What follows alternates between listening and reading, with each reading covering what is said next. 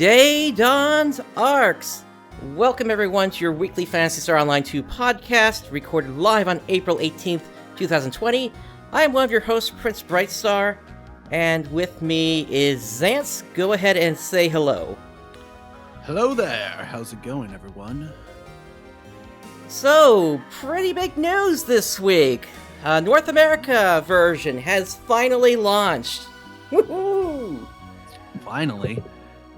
It just came out of nowhere. They just, oh yeah, the official version is now out. Yep. It was definitely a surprise. Everybody was kind of wondering, okay, was it going to be 2 weeks ago? And now, finally, it did happen, but Sega didn't say anything about it. In fact, what was happening was the gaming sites were announcing it before Sega had even said anything. So people were like... Yeah, that was weird. Yeah. I remember that. I was on the PSO2 Discord. Ida made a announcement saying that there were a bunch of things saying that it was going to be coming out. The PC version was going to be coming out in May, which, by the way, PC version's coming out in May. Late May. That's the date that they've given us, and we can pretty much track when that is likely going to happen. So, the 13th, or rather the 14th, was when things launched officially. So 2 weeks after that is the 28th. That's too early. The 12th is too early, May 12th. So we're probably looking at May 26th for that launch, or 19th. Possibly, if they decide to do a patch within the typical 2-week cycle. Yeah. But yeah, if it was the 2-week cycle, then I don't know. It could be the 12th or the 26th then. Yeah, there was another joke that Ida had made that it had something that what was being released by all the sites was their pre-COVID announcement plans, and that they were going to take it all back. But that's another topic that we are going to get into later today, as you can see as the last topic on the list here today. Before that, we do have some site updates to go through as well. Plus, we're going to be talking about the Dark Falz Luther strategy, which unfortunately a lot of people don't know at this point. So we definitely want to sort of be our helping hand on that and let people know what they really need to be doing in that to be effective and make sure they're not wasting time on their boosters and such. Mm-hmm. It's also another interesting thing, because Luther's a episode 2 boss, right? Correct. And based on that, we can actually make some assumptions now in terms of when things are going to be coming out. It actually blows what my prediction was sort of out of the water here, and actually lines up with when the Japanese side was going to have their gigantic update, essentially. That basically they're saying that what the team on Twitter has said is they want to bring the game up to parity within 2020. As of right now, if they keep this pace up, they're on target to have everything at parity when that gigantic update is set to launch. Yeah, but that also gives me a lot of worry with constant changing best in slot weapons and units. That is true. Yeah, every 2 weeks a new best in slot would obviously not be fun. Although, at the same time, Sega is treating this as like a brand new version, so they could also hold back some of that weaponry if they wanted to. Yeah, I guess that's true. But in concerning with the Luther weapons compared to Dark Falz weapons, the Elder Rifle and the second one are still best for Force and Ranger respectively, compared to the Luther weapons, which the Twin Orochi really is not that great for Bouncer. Just using the Blade Revulsio is better. Yep.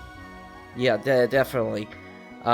Because of how the potential works. I think that's the one that uses just attack or perfect attack. I think, yeah. Yeah. So as long as you get good at using your perfect attacks, then that'll be a much better weapon, since you'll have better output on that. Especially in your third hit with your combo, because that's the most amount of damage with your normal attacks. Yep. I was doing some Luther fights, and I was hitting, like, with that third hit with a perfect attack, I was hitting around 35,000. Nice. And then, Plus, of course, I have a new record high, which is 285,000 crit, I think. I think you got me beat. I think I'm somewhere around 170 right now. Well, But okay, let's go ahead and move into some of the other topics that we have here. So we did already mention the PC version is coming out in late May, which now that we kind of know that also leaves to question kind of something that had happened in that one of the tweets that Sega had posted a while back was actually deleted, and there was this big post on the forum by somebody that had noted it, actually somebody that Sega had responded to saying that, which means basically there is going to be some of the AC and fun content that PC players are going to miss out on unless they actually purchase it off the player market if it can be sold. Yeah, true. One of them being the first AC scratch. Yep. Yeah, that's unfortunate that that Sega held it back this long, but it's and considering where Sega is coming from, how the Phantasy Star Universe version was treated in North America and Europe, that of course is not a good sign to be seeing from the start here. A lot of players were very distrusting, I've noticed, of Sega trying to launch over here, and the fact that PC was not available from the start. Yeah, well, that was also a problem when it came to Universe, but even then, Universe never released in North America on PC. If I remember It did. correctly, right? It was a PC PlayStation 2 version. Okay. Oh, it was the PlayStation 2 version? Right, those two were linked. It was the Xbox 360 version that was not linked. Odd. That is really odd. Because I know the 360 version lasted much longer in North America than it did. But when it came to JP, the PC version lasted the longest. Correct. So the Japanese PlayStation 2 was separate from the North American and European version. It was the Xbox 360 that was global. So that's why they kept the Xbox 360 version around. It's a shame that those servers aren't up anymore, because I'm sure if they were, then Microsoft probably would have tried to add that into their program that allows the prior games to be played on newer consoles. Yeah, I do have a copy of Phantasy Star Universe, so I would love to play Universe Online again, but I just have to wait until Clementine comes back up. Yep. Alright, so with that, let's go ahead and move into the site updates. So starting off with Xbox One launch here. So, Phantasy Star Online 2, one of Japan's biggest online action RPGs, finally arrives in North America on Xbox One. The moment you have been waiting for is finally here, ARKS. Phantasy Star Online 2 completes the open beta test and transitions into full launch on April 14th, 2020. First on Xbox One, gather your friends and embark on a never-ending quest across a myriad of planets while fighting the Falz spawn threat. We have a lot in store for the month of April, so make sure to check below for more information about things happening in the game, like new urgent quests, live stage events, AC, and fun scratch ticket lineups, and more. We will cover the urgent quest and live stage events on the next tab. But, to start off, we have a new look for Franca's Cafe! Yes! So, the Cherry Blossom season is coming to Phantasy Star Online 2 and bringing a new look to the renowned Franca's Cafe. Certain ARK ship area in Phantasy Star Online 2 will change their appearance periodically, so make sure to stay tuned to our official social media channels and website for any exciting changes happening in the game. Which, by the way, when it comes to that cafe look, it's also the same in JP. Correct. Currently, they have the cherry blossom decoration for Franco's Cafe as well. Now, do they have the collab characters in there? I haven't had a chance to check. I don't know. I know they have the Sakura Wars collab characters in the shop area, because they always have the collab characters in the shop area. But I did not see if they have them in the cafe or not. Okay. And of course, I was saying to you pre-show today, or asking, where's the Easter theme? I mean, I know we didn't get it. Yeah. So probably You did mention there's going to be an Independence theme or Independence Day theme. Correct, and that was data mined out of some of the files, but there is an Independence Day themed She coming very soon. Again, Well, it's gonna be in late June because Independence Day is July 4th. Correct. So that's at least some interesting news.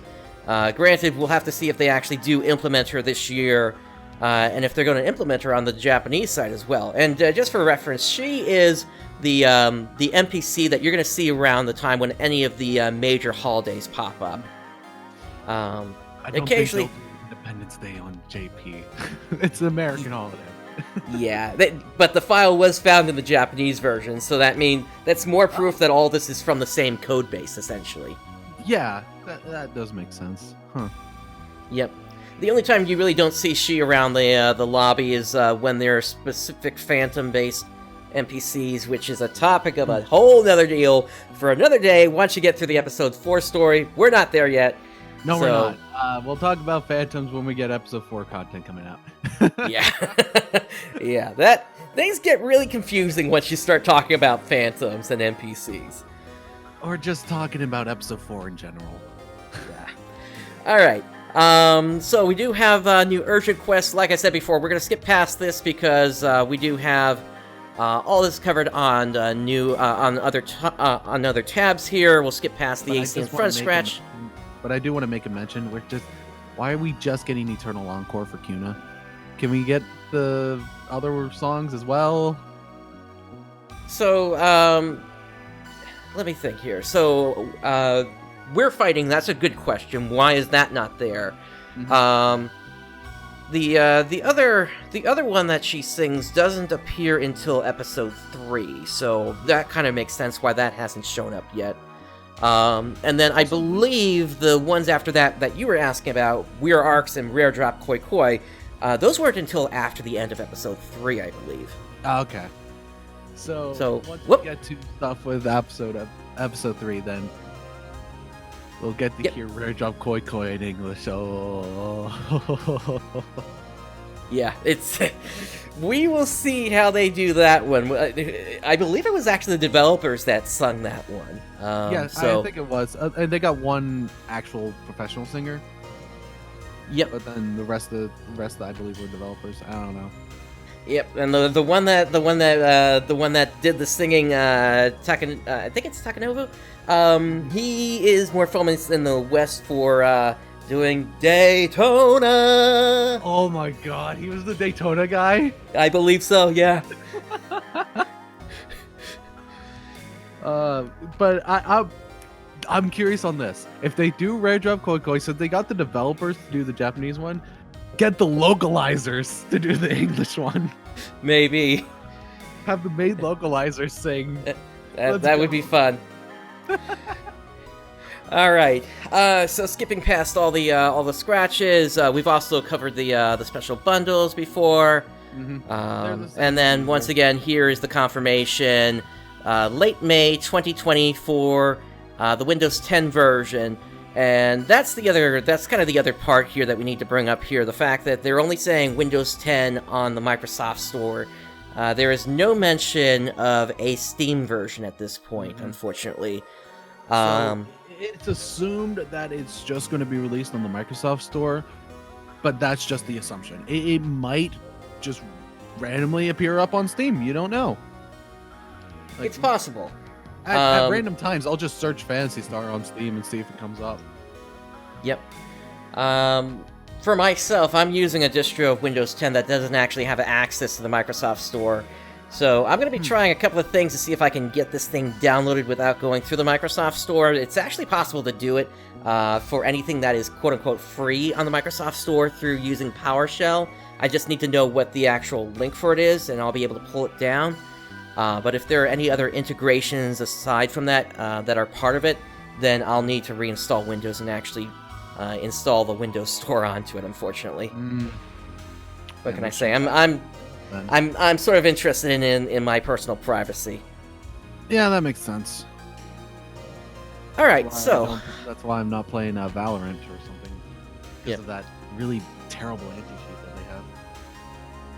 Yeah, and who knows if they're gonna have Game Guard or something more specific for our version or not.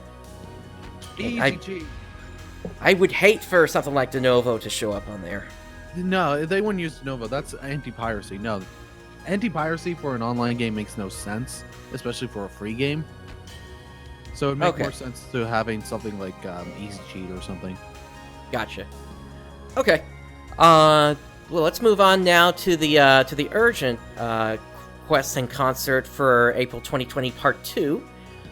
Do you want to take this one? Sure thing. Hold on, let me bring it up on my computer to make it easier for me to read. Okay. Okay. Hello again, Arks. We know you've been quite busy as the Falzspawn never cease in their ruthless attack on those who resist their corruption. Though we have won past battles, we have not yet won the war. Our capability has been tested in recent urgent quests, and in response, the Falzspawn have brought the war to our home turf. We hope you are prepared to greet them with the bared sword or lifted talus in these new urgent quests. Gather 11 of your fellow operatives to join you on these epic quests, which you can find a more detailed explanation of here. Prepare for blaring loudspeakers and flashing red lights throughout the Ark ship, as these serve the purpose of calling the Arks to prepare for battle. Fortify yourself for combat, and then head to the quest counter where clerks are standing by. So currently, when it comes to the rest of April here, we got one urgent quest that's guaranteed at these times, along with, it looks like 8 CUNA performances. The first one happening today, and it says 11:30 a.m. PDT, so that's going to be 2:30 for me. All right. Correct, Eastern time. Yep. So that's going to happen in 2 hours. Is the first CUNA concert, which is just Eternal Encore again. I've already been to enough times of hearing Eternal Encore. I want we're fighting, so yeah, it is a shame that she's not singing the other song, but at the same time, Eternal Encore is the end of the episode 1 song, so it's also kind of interesting that they decided to even go with this in the first place, considering the context of what's happening in those moments before this urgent quest actually pops up in the story. Because I don't think she would have time to prep for a show, to be honest. No. Yeah. Also, something I also want to state, there's urgent quest happening in the afternoon. Thank you. One of the problems I had when it came to playing on JP is urgent quest rarely happened for me when I played in what I would say my afternoon. Because during that time, it's like extremely early in the morning in Japan. So exactly. It just feels nice to finally have times when urgent quests are happening that I can actually do in my normal time frame. Yep, I completely agree. It is nice to have a different schedule on these. It's better for us. Now, if they can just fix when they're doing the maintenances, we'd be all set to go. Yes, thank you. That would be much more better, because having maintenance happen for me, it would be 7 to midnight. Yeah, it's not that great. Agreed. All right, and then looks like we have a little bit more on the article here. The Cunning Black-Winged Vanguard. It's you fight this thing. It's extremely easy to kill, and actually, one thing I've noticed from running these 2 urgent quests, I'm getting a lot more X cubes than I was from Dark Falz. Dark Falz, I barely get anything, but with these, like the Cunning Black-Winged Vanguard, I would usually get 3 10-star drops. So hey, that's 3 X cubes right there. So slowly they're starting to introduce more of the things that give a lot more X cubes, but just wait until Magatsu comes out. Oh yeah. Well, that's going to be interesting how Magatsu plays out here. I will also note that for those that are unaware, there are actually 4 different types of these wing vanguards here. There's a fire type, there's a lightning type, and then there's an ice type, and then finally there is a rare version, which basically doubles the experience that you get, as well as has a different drop table. You can tell when that one is popped up because it'll have a much more reddish appearance. But the other thing that I'll note about this is I think this is still the original version of this quest, and I think what happened is we got the updated version of Dark Falz Elder that happened earlier this year when they went up to ultra hard mode for him. Oh, so they made the drops of the earlier difficulties not that great. Not just only that, but I think they also rebalanced the earlier versions of him so that they're harder to take down.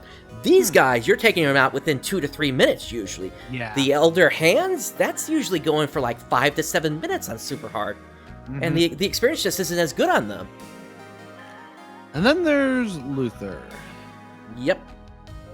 Dark Falz Luther. This fight is fun. I love this fight. Yep. And fun thing, my first experience with doing this fight on NA was not through Urgent Quest, it was through triggers. I got on one morning and someone popped a trigger. All right, I went in to do it. And then I was like, okay, I can get a trigger from the Fresh Find shop, so I did. So I popped that and ran it again. And then some other person popped another trigger, so I ran it again. Now, the drops that you get from triggers are not as good as the drops that you get from the Urgent Quest. However, you get, doing the triggers, you're getting Astrocyte, so you're able to get those specific weapons much earlier compared to just waiting for the Urgent Quest. But again, Luther weapons are not as good as the Dark Falz weapons. So, yep. Looks like there's a little bit of a description here about this. So, the readings of corruption from the mothership have increased in amplitude, indicating that Dark Falz Luther is aboard. He is familiar with the layout of the ship, so ARKS should be wary of traps and ambushing fall spawn. The outcome of the final battle is in the hands of our brave operatives, and we have no doubt they shall triumph. So, you piece of ARKS trash! So there actually are some other details we need to go over about this thing. So once the Cunning Blackwing Vanguard goes active, you're going to have this counter at the top of your screen here, which indicates the rate of basically targeting of Luther's location. And it goes up to a cap of 300%. Correct. Now, a couple of things happen related to that. If we don't hit 100% on that, we get what's called the false Luther, and the drop table is significantly reduced in that. If we get it up to 300%, then that becomes a 300% rare drop booster applied to the end of the battle. Oh, so that's why the drop for Urgent Quests are so much greater. Correct. Because another interesting thing, because of how many people are doing these Urgent Quests, we're never going to get below 100. Agreed. Yeah, it's gonna be a really rare thing. The only time it ever happened that a Dark Falz Elder Urgent Quest was failed was when Sega was doing a really special one-time event where they basically made it so that you had to take down 10 times as many hands as normal, and then if you did that, you would have gotten like 10 times the rare drop rate on Elder himself. Ship 2 failed. And that's how I learned that when you get a fail condition, you're gonna get this image on the screens in the lobby that basically has the ARK ship that was under attack there, basically being flooded by mega photons, and you're gonna see a shadowy image of Dark Falz Elder in the background, and then on the screen flashes serious damage. Huh. Well, honestly, it's no surprise that Ship 2 and JP failed because it is one of the lower population ships. Like, I know it's the quote-unquote English ship, but if you want to play on a ship on JP that has better population, you play on Ship 4. Yeah, and I think that happened back in like 2013 or so. So it was like really, really early on that it happened. Well, yeah, and then 2013, yeah, Ship 2 was not that populated at all. I know that, like, when it came to the English patch, it didn't really become more popular until later, because I started playing near the end of episode 4, beginning of episode 5, because that was when the patch was much easier to use. Yep, Everything definitely. was much more automated. You could easily update the game, easily update the patch. It's just gotten better and better overall. Yep, it used to be back in the day you would have to manually replace specific files to get everything working. The download was absolutely massive in terms of what needed to be patched. In fact, it was at the point where they split the patch into 3 different files to be downloaded: the normal patch, the large file patch, and the story patch, which was like around 2 gigs, I think. So yeah, it really wasn't that convenient for people outside of Japan to play this game compared to how it is now. And now Correct. we got the North American version, so pick which one you want to do. You want to play the current up-to-date version, but it only has Japanese voices, or do you want to play the North American version, which is behind, but it has proper localization along with English voices? And it's currently only on the Xbox One. Yeah, that as well. But it's coming to PC next month, so Yep. yeah. You want to play on PC now, you play on JP. You want to wait, or you have an Xbox, then play on NA. Yeah, I seriously can't wait for the PC version. I am getting sick and tired of this mouse key rollover not working anymore. It's annoying for me because I have to constantly keep swapping, especially when it comes to swapping my monitor to my Xbox. Ugh. Yep. I tried playing on controller, and Bouncer with jet boots is extremely easy to play on controller. But if I want to play Soaring Blades, then I have to get rid of one of the PAs that I'm using and replace that with step action. So I'm actually able to use the step action, which is one of the most what's the word I'm looking for? It's part of the Soaring Blades kit of using step action. Yep. Yeah, because you send out those. Yeah, because you have the ring that when equipped and when you have it grinded up, it deals massive amount of damage. Yep. Just the step action. So you kind of need it. Yep. You're talking about the Homing Blades one? Yes. Yeah, I picked up that ring as well. Alright, let's go ahead and move on to the next... Well, actually, before we do that, why don't we go ahead and address the Luther fight itself as well here, because there's also been some issues that I've noticed where people just simply don't know the strategy that's associated with this fight. And a lot of people are getting this wrong because they're reading guides that were produced several years ago when the extra hard version of the fight came out. Now, when it comes to the extra hard and ultra hard version, actually, I'm not sure if the ultra hard version is out just yet or not. But at least when it comes to extra hard, when you break Luther's clock, he puts a shield up that basically makes it so that you can't attack it anymore. And that's why those guides will tell you to start attacking the left and right arms, and then his shoulders once those break. But when it comes to normal to super hard mode, you don't have to worry about that. Just go straight for that clock of his.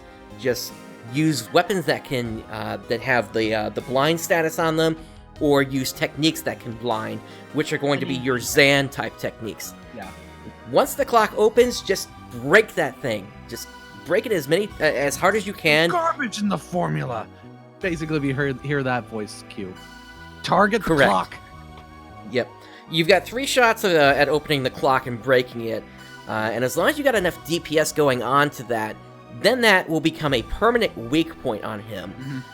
You don't have to worry about breaking the left and right arms at all. There are certain things that are still breakable, of course, on him, like his beak and such, which will bring him down so you can attack his core. But for the most part, you really don't have to worry about that in the normal to super hard version. Just go straight for the clock, open that thing up, break it, and just keep going for it. Of course, Rangers, you can still go for your headshots if you want. That'll also be effective until the clock opens up. But yeah, that's basically what you need in terms of strategy to take him down. And we basically wanted to bring this up because we were seeing parties take all the way out to the 30-minute time limit on this guy, where they just never break the clock, and go ahead. I was in an urgent quest doing this. I disconnected during the first time I did it, so I had to quickly join in a different one, and we beat him with only 3 minutes left. Yeah, and go ahead. It's knowing like words are failing me right now. It's showing that people don't fully know how to do this fight, and it's very clear on that point. Yep, it's an unfortunate waste of boosters for anybody that does know how to do the fight. But in addition to that, it's making me fearful of what's going to happen once Magatsu comes out. I mean, I was there when it launched on the Japanese side, and nobody was clearing that thing for like the first week or two. Oh, taking out all the faces? Yeah. Who would do that? Well, it wasn't even that. People weren't even doing the quick trials. Oh. So it was like he was already past the first barrier by the time the jump boost would activate. Oh no. So I'm tempted to hold off on my boosters for the first week or two on the North American version, just so I'm not wasting them. Or, use that stack of 99 50% trigger or 50% tri boost I've got instead. Yeah, that's probably what I'm gonna do as well. I got a bunch of 50% stuff to use. Yep. And who knows who's gonna make it to the second phase of that fight either. Oh boy. Yeah, we're gonna definitely see a lot of fails, especially when Mighty Defense comes out. Yep. Oh boy. I remember hearing stories about Mighty Defense at 75. Nobody could clear it, or barely anyone could clear it. Yep. And that's kind of another topic here in terms of what we're going to be seeing in 2 weeks from now, once this urgent quest kind of clears out of the way for something else. Mining base would actually make the most sense, but the question I have is, are they going to drop all 3 mining bases at the same time? Probably not. So we'll probably do the first one. The first one, and then, of course, there's the second one, which has the split areas. The third one. Which one's the VR? Is that the first one? No, VR was like way later. That was like after the Apprentice one came out. Oh, okay. So yeah, VR was like, what was it? That's the one that has like the golden barriers that you have to break instead of false spawn barriers, and it had enemies from Harukotan as well as Darkers or false spawn rather. And I do know about the one that involves the AISs. Yep, they first showed up in the third one, or the tertiary one. How much do you want to bet that people are going to pop the AIS in the second or third round? Oh, I'm sure it's going to happen. And my job on those is going to be, I'm just going to ignore the enemies. I'm going to be collecting photon crystals because I know but nobody else is going to be collecting those. So we at least have a second round of AIS waiting for us once those more important waves come up. Like, I'm just thinking about some of the urgent quests that gave people so much trouble in JP, and just thinking, oh boy, when that happens in NA. And the biggest one that comes to mind is Buster. Buster quest. Oh, yeah, the Buster emergency quest. I remember with playing on JP, you played on ultra hard, because if you tried playing on super hard, you were going to fail. Are you talking about the one where Elder spawns in it, or the one where Drumble spawns? Drumble spawns. Okay, so that's not going to show up until we get into the SR's area, I think. Yeah, but I just remember that with episode 5. If you were playing on super hard, good luck even succeeding in that, because no, because barely any time were you able to actually finish a super hard Buster quest or Buster emergency quest. And then with ultra hard, you actually had the people who knew what they were doing. Yep. Yeah, and eventually, part of the reason for that was by that time, the expert requirements had come out, so at least you had some people knowing what was going on. Those then changed last year, where you had to do content solo, so now you really have people that know what they need to do, provided that the person hadn't been helped by someone else. Yeah, but again, expert requirements don't... Go ahead. If you're able to do some super hard stuff solo, then yeah, you know what you're doing. Yeah.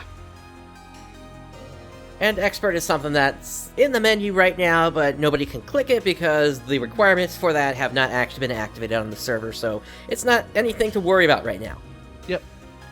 Although I want it... I want to pair up with people who actually know what they're doing. I would agree on that as well. There are some groups that are just... as soon as I don't see that clock open within the first 5 minutes, I'm unfortunately ducking out of the urgent quest, and it's a shame that, you know, you've got forces and tectors and any other technique users in there that could of course be hitting the clock and opening that thing up, and they're just not doing what the fight expects of them. Honestly, I might level tector just to just for this urgent quest, just so I can be the one to constantly open the clock. Yeah, I'm thinking the same thing. I'm bouncer right now. Got that 70. Well, hunter is still my subclass, so it's like I'll be using the techniques just to open up the clock, and then I grab my sword lightning espada and just go to town on it, since that's still more powerful than the techniques that I'm able to cast. All right, so moving on to the next tab here. So the Join an Alliance campaign has continued on here.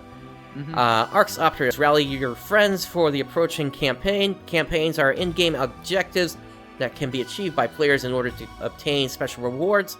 We have several upcoming campaigns, so make sure to check out our official social media pages and website on a regular basis. Phantasy Star Online 2 is all about community. Join an alliance and strengthen bonds with operatives with like-minded goals and ability. In this campaign, players who become members of an alliance during a certain period will be able to obtain special rewards. Check the table below for more information. So, the 20... go ahead. Like, this is a sequel to the previous Join an Alliance campaign. Because the previous one, you got the emote cross legs, which I do have. This one, you get the impromptu tea party, which is strange because that's currently an emote in the current AC scratch. Yeah, it's weird that they would do that like that, and that's why you see people running around with it currently in their being used out in the lobbies and such. The reward for this, though, is going to be distributed on May 12th, so that might be part of the idea behind it. Oh, for the PC launch? Not the PC launch. For when the rewards for this campaign actually come out. Okay. So basically, they kind of have to count up who actually did the activity, and this is actually standard on the Japanese version as well. Typically, campaign rewards like this will come out a couple of weeks after the campaign has actually ended. There are some times where you can do things and immediately get it. But in other cases, they actually do kind of need to check through the data and make sure people actually did do what they needed to do for this. Which, by the way, join Time for War. We need more active players. Agreed. We definitely need more players. Yep. We need to start kicking out the people who are inactive. Yep. So I think... Go ahead.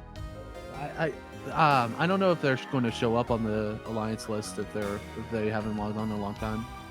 Yep. I would say let's not kick anybody out until we actually hit the 100 player limit, though. Okay. Just because there are going to be people that are going to be looking for who's the larger alliance on the ship. Yeah, true. But I have been noticing more people want to join the alliance that's up on the top, because if you have a lot of alliance points every single week, that means you're a very active alliance. Exactly. All right, let's move on now to the scratches that have come out. So, April 2020 Part 2, do you want to take this one? Sure thing. Real quick, let me bring it up on my... here we go. Oh, wait, no, that's not the right one. I'm bringing it up on my computer since it's a lot easier for me to read then. Gotcha. I had to get to it through... Okay.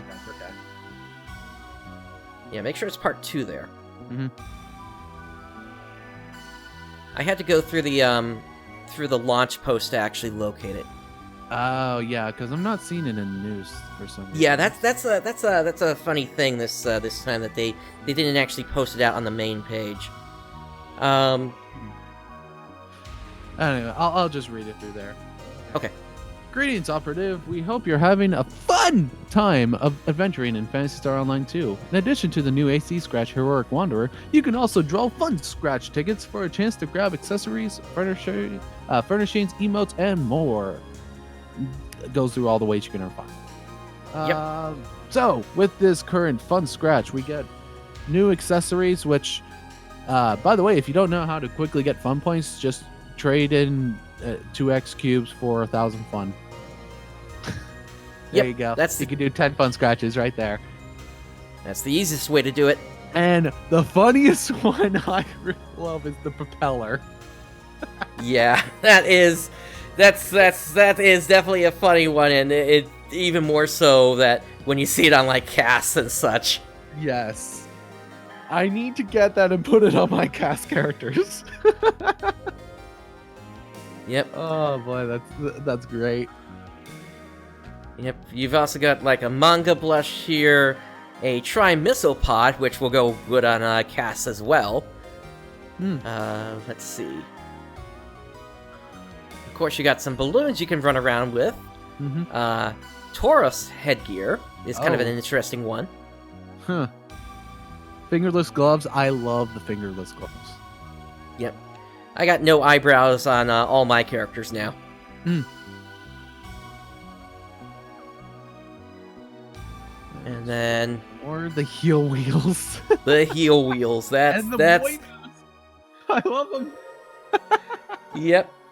And I think that's how a lot of cast characters on the Japanese side actually created what I could say basically were cars, essentially. Yep.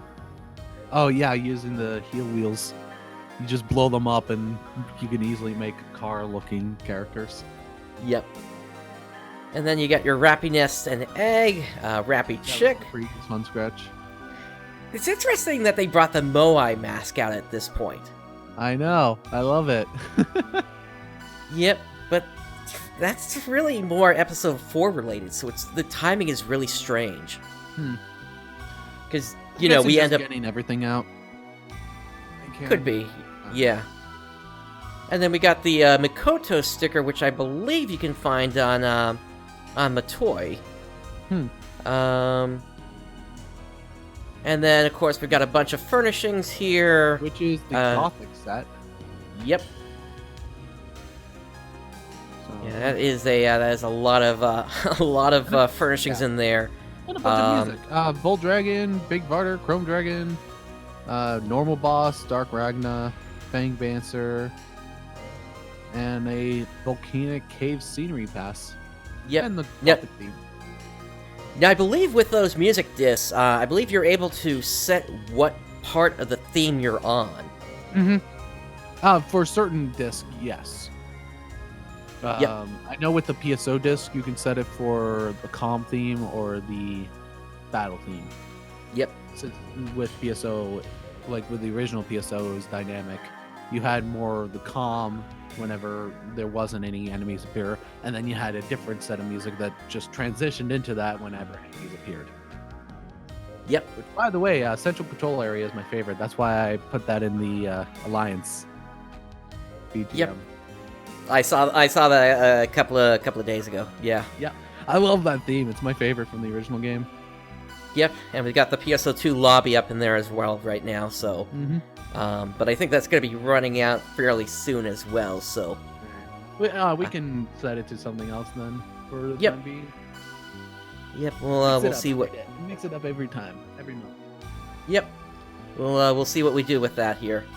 We've also got some consumables here, personal quarter use, personal shop use, a bunch of boosters, safe enhancers, makes it so that you don't level down a unit when you try to grind it up.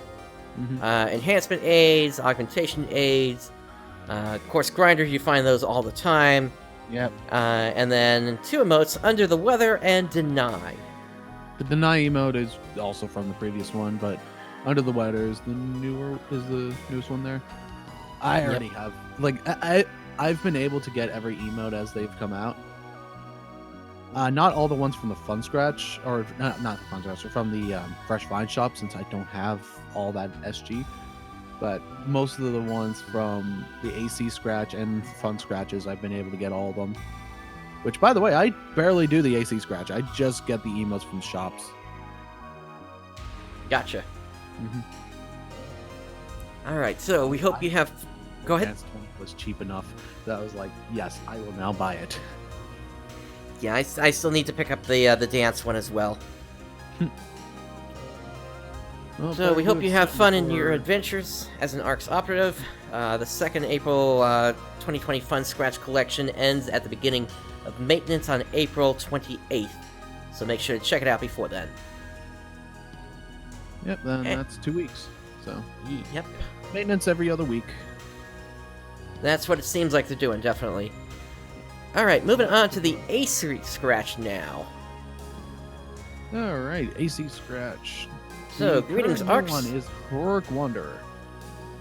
Yep, Heroic Wanderer. Greetings, ARKS. We are excited to introduce our newest AC Scratch ticket, the Heroic Wanderer.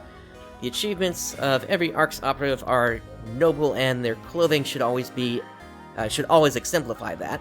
Something quite easy to do with the pieces from this collection. So let's go ahead and check out the clip here. So we've got the Innocent one here. This is, of course, the clothes that Matoy wears. Okay, turn the volume down there. Void Recorder. Yep. This is Luther's outfit. Huh. The blue remains set. Oh, that looks pretty. Yep.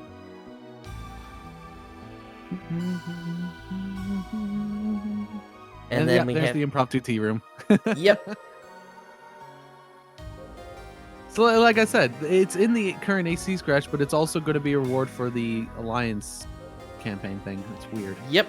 And we got the Marshall Leon set, which basically... Fist. Yep. And Dance 5! Yep. No Hadouken just yet, though.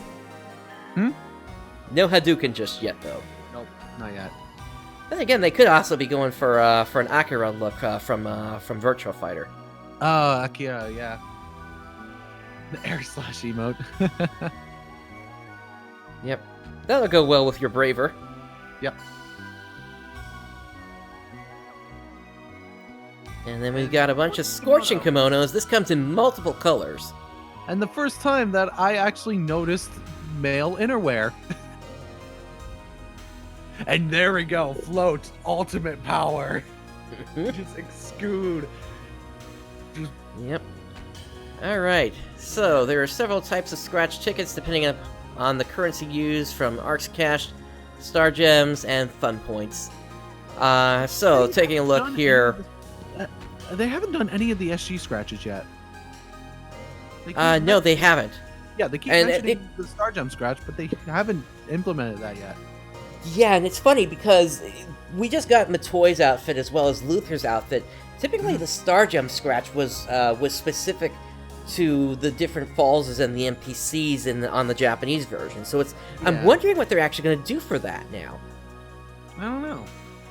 If anything, they could potentially make it related specifically to, like, augmentation stuff, like they did recently on the Japanese version. They had, like, this 1 or 2 week thing where it was like, if you just got a bunch of Star Gems you've been hanging on to, just go ahead and spend it on this. You'll get yourself, like, plus 40, plus 50, plus 60 augmentation boosters and things like that. Oh yeah, I know about those. And all the grand types as well.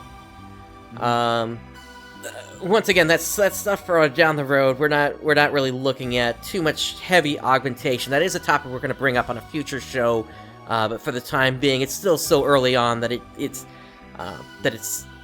we're not really able to do that much with it aside some just basic augmentation tips at this point. Yeah.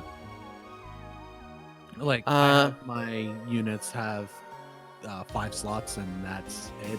If I had better of the items that help with augmentation, I would go for 5 slots or for 6 slots, but 5 slots is enough. Yep. Let's see. I did pick up a bunch of the Marshall Leon innerwear there. And I have a ton of the Gigante body right now, which I'm trying to use all those up at this point.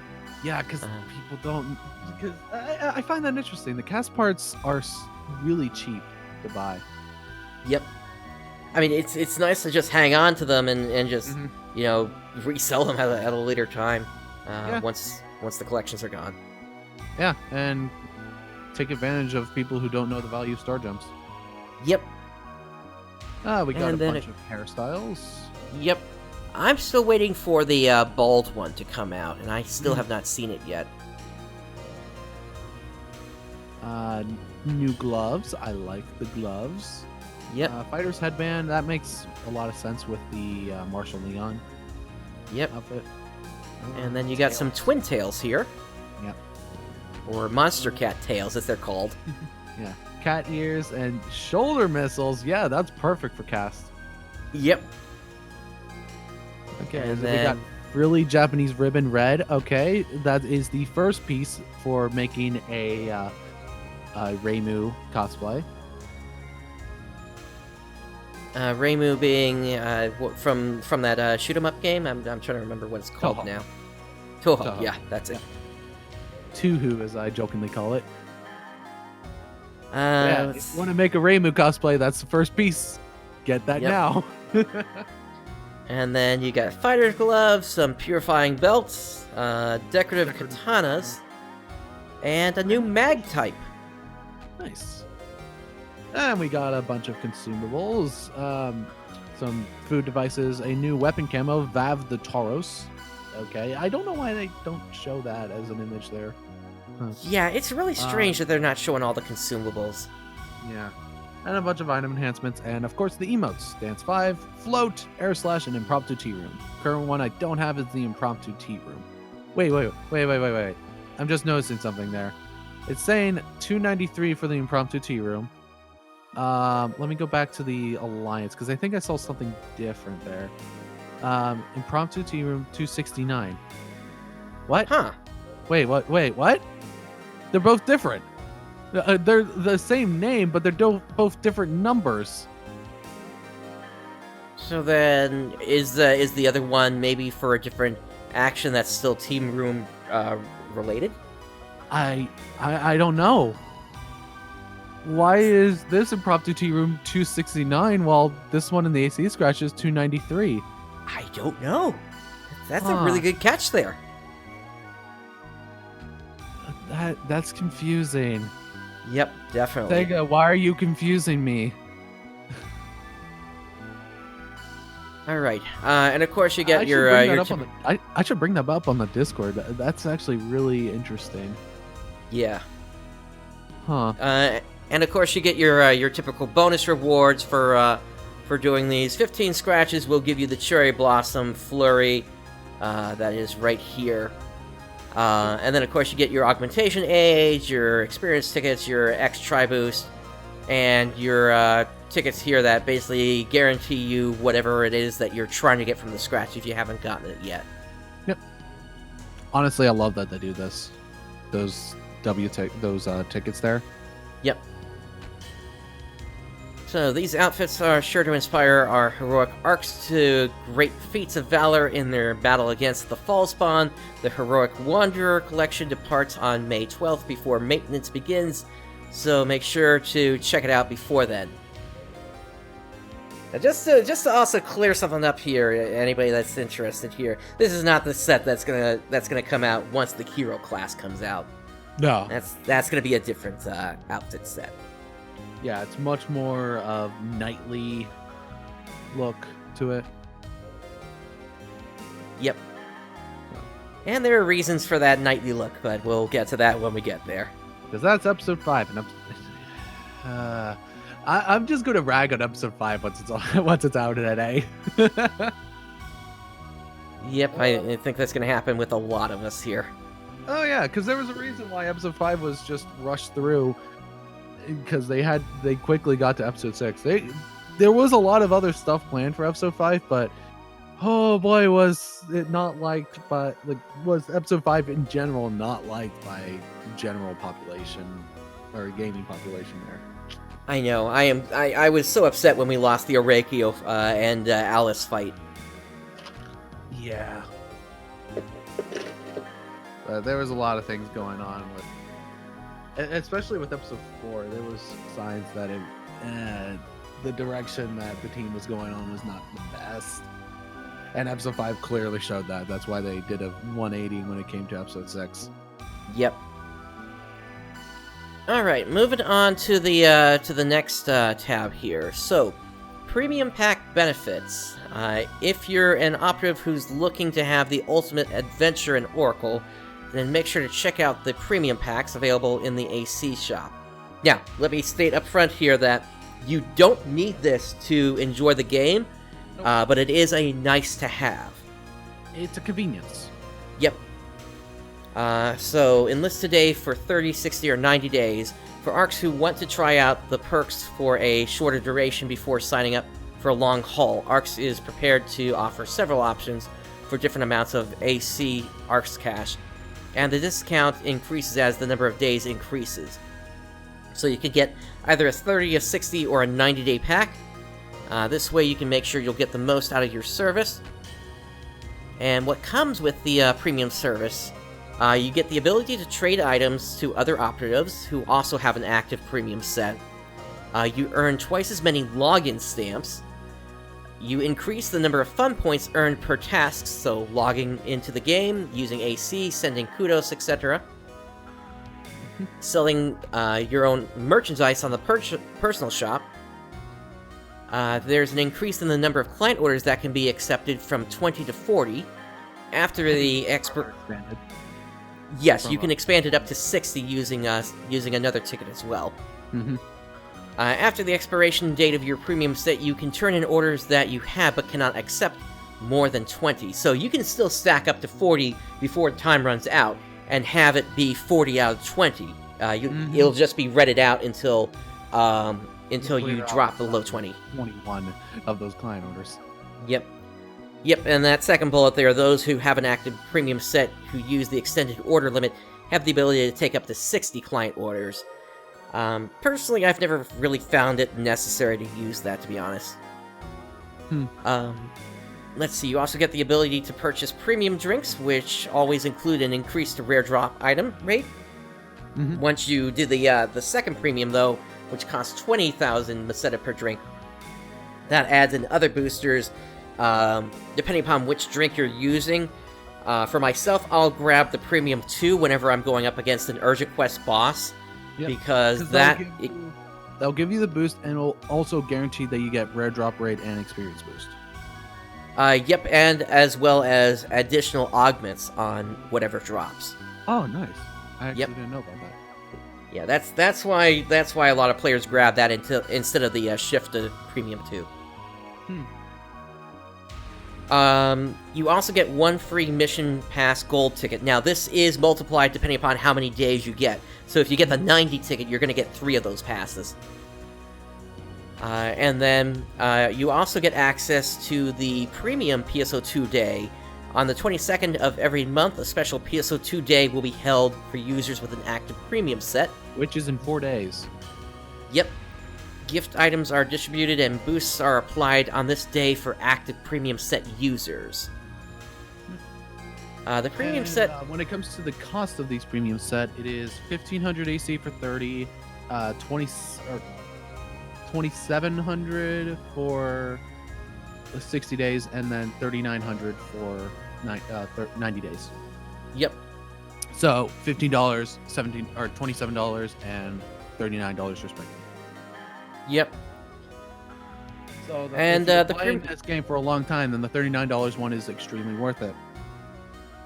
Yep.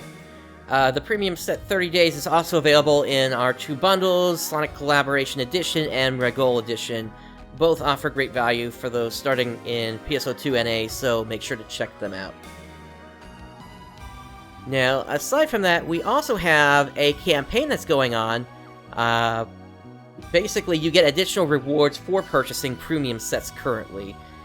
And so from April 14th until June 9th, these are the 2 sets that you can get from that. If you purchase a premium set 30-day pack between those 2 dates, you're going to get 2 Halfscape dolls. You're going to get 5 50% rare drop rates and 5 50% tri-boosts. So nothing that great. However, with the 90-day pack, you get an emote, so it's totally worth it, 100%. I've been seeing those selling for around 4 million on the shop market right now. So yeah, it's definitely something that you can get some Maceta from currently here. You get 6 of those Halfscape dolls as well, 15 rare drop rate 50%, and 15 tri-boost plus 50%. Honestly, at this point, I've got a stack of 99 of those, so it's like not really going to do anything for me. Same. I mostly just pop those 50% ones whenever I want to clear the daily mission of using a booster or food. Same here. Yeah, it's either going to be that or I'm going to pop some jerky or something like that. Yeah, because I'm just wasting through my 50% Maceta boost just so I could clear those daily missions. Yep. Alright, and moving on, we also have this here, an Operative's Guide to Quest Triggers. Do you want to get this one? Sure thing. Sometimes hoping for a specific urgent quest to appear just isn't enough. In times like this, it's a good idea to get yourself a quest trigger, which is an item that is guaranteed to initiate a specific quest, corresponding to the name of the trigger. Quest triggers can occasionally be found in the Fresh Find shop, such as Falz Champion Luther trigger coming soon, which is already out, by the way. To learn more, see this article. To learn more about the Fresh Find shop, see this article, which it just links to the Fresh Find shop, which is basically the NA's version of the treasure shop. By using a quest trigger, operators will have access to the specified urgent quest outside of scheduled or random availability. The operative in possession of the quest trigger can invite others to their party before commencing the quest. To use the trigger, select the trigger quest menu option that is available after selecting subquest at the quest counter. Then, prepare yourself. Once the gateway ship is boarded, the chosen quest trigger will be consumed and the urgent quest will begin. We hope you're prepared by this point, Arks. Be wary of the oncoming fight, Arks. Be sure that you have significant firepower and manpower to take down your foe, as triggers are consumed after use. And you can set it to where triggers the people who can only join your trigger if they're in your alliance, if they're in your friend list, or they're just open for anyone. And as I mentioned before, the first time I did Luther on NA was through 3 quest triggers back to back to back. Yep. Now, I want to point this out here. I think this is actually wrong. I think the timer for that actually starts once you actually pop the trigger, not once you get on the gateway ship. Because I've been in situations in the past, at least on the Japanese version, where I popped the trigger, but I was waiting for people to join in the lobby, and the thing saying the time had timed out had expired. And you do get 3 minutes to recreate the trigger if you need to. So if you try to pop it on one of the blocks that isn't very heavily occupied and you need more players and it's still within 3 minutes, you'll be able to move to another block quickly and pop it again if you need to. So that I wanted to point that out because that I have to believe that that's wrong. I haven't actually tried a trigger quest, but since this is all based on the same code base, I don't think Sega would have changed how that worked. Nah, I don't think it's the way they described it there. So. Yeah. So just wanted to make sure everybody was aware of that they weren't going to get confused when suddenly they see this thing saying they can no longer create the trinket quest. All right.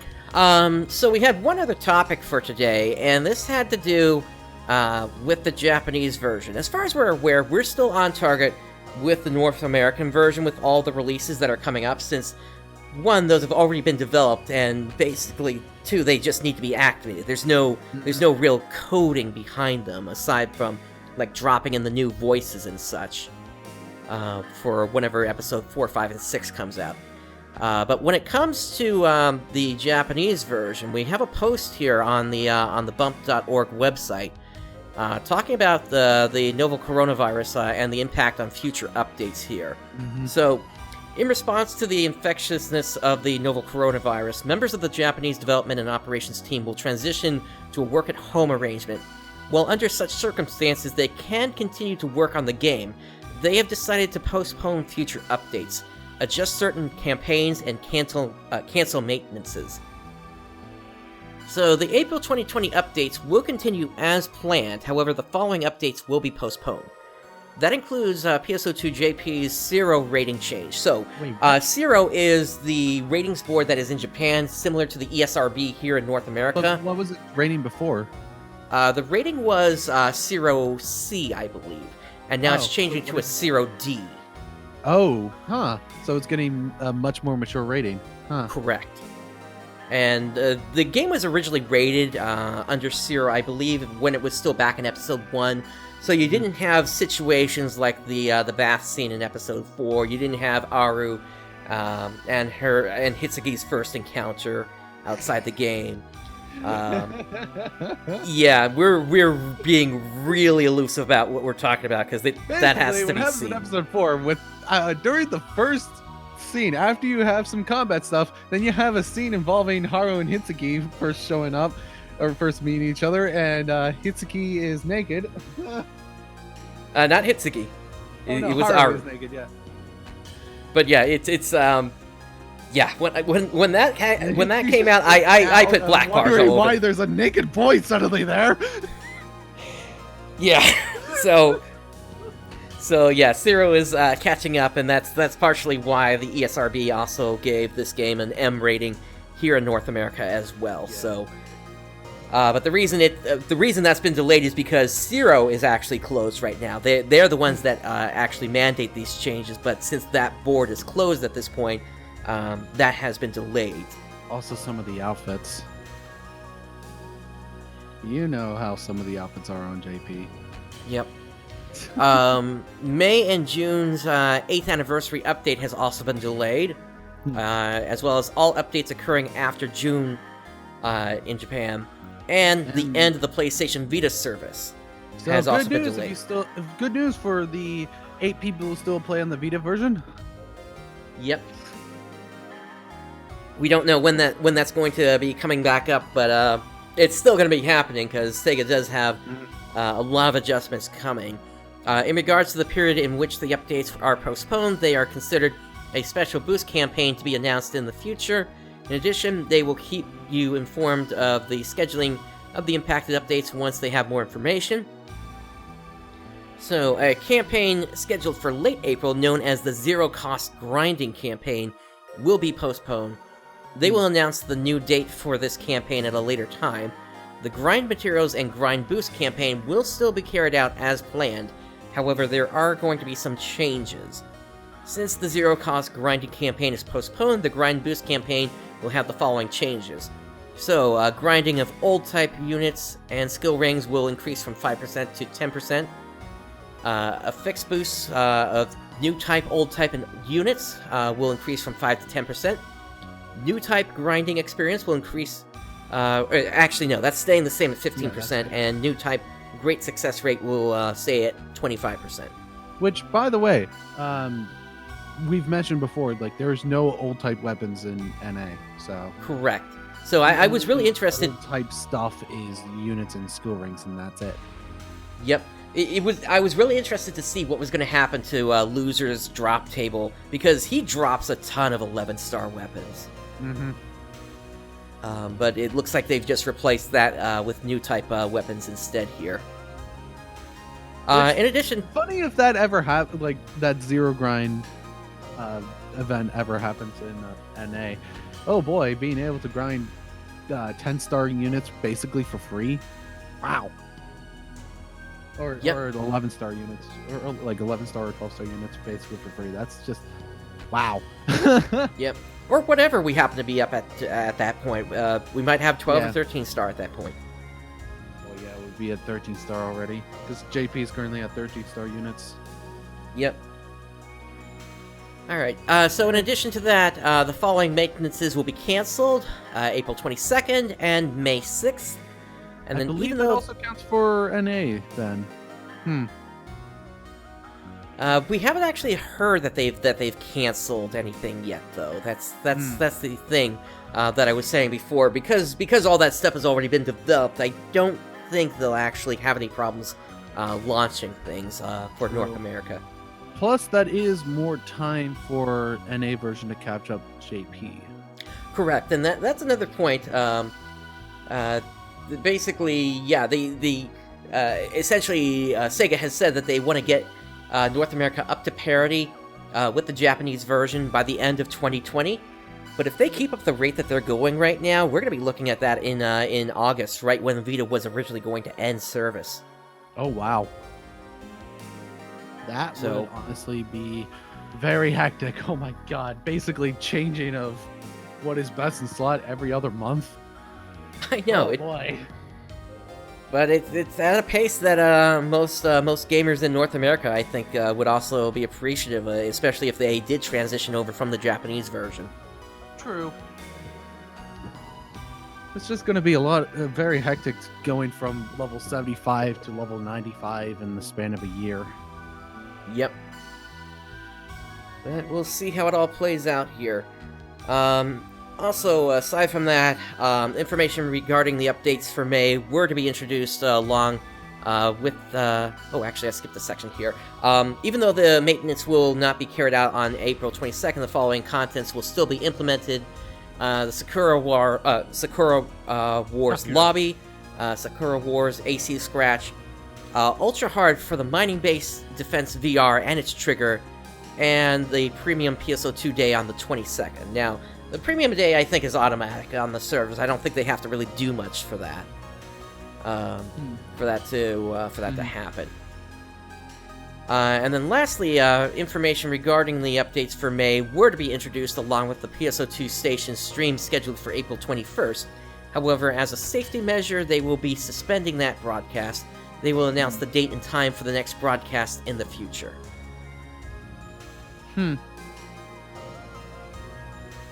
Yep, so no PSO Station Plus for a while. We'll have to see when everything sort of comes back together on all this, but yeah, for the time being, the Japanese version is going to be stuck with Divide Quest for a while here. Which is fine, because Divide Quest, from what I've been seeing, is a lot of fun. Yep, definitely. I still gotta get back over there and clear all the stages. I might log on to JP at some time. I've been busy with not only just playing NA version, but other games in general. I mentioned to you in the pre-show, like, I was playing Final Fantasy 11. Sorry about the technical difficulties there, everyone. We should be back, though, at this point. Hi. Yep. Basically, that was kind of getting into that was basically the last topic that we had for today, unless you had anything else today, Zance. Not that much, honestly. I will say I am glad that finally we got some news about PC coming out. Finally. Definitely. So that's putting me at ease, and that's probably putting a lot of other people who were complaining about PC version at ease. I know it's definitely going to put MV at ease, because he was constantly complaining about. And well, with me, it's going to give me much more motivation to keep playing the NA version. Yeah, it's definitely exciting times ahead for all of us here, and it's we just gotta give Sega the time to finish up whatever they gotta finish up on that thing, and then that will be out, and then everybody will be. Oh man, and once the PC version's out, expect the population to just shoot up. Yep. And then we're gonna have even more players that don't know what to do with these fights, so we might have to revisit some of this.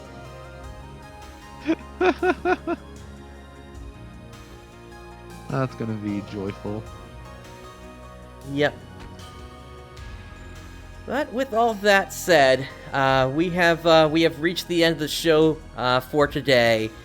Definitely thank you everybody for tuning in who did tune in today. On behalf of myself and Xance, day has dawned. Have a great day, everyone. See ya.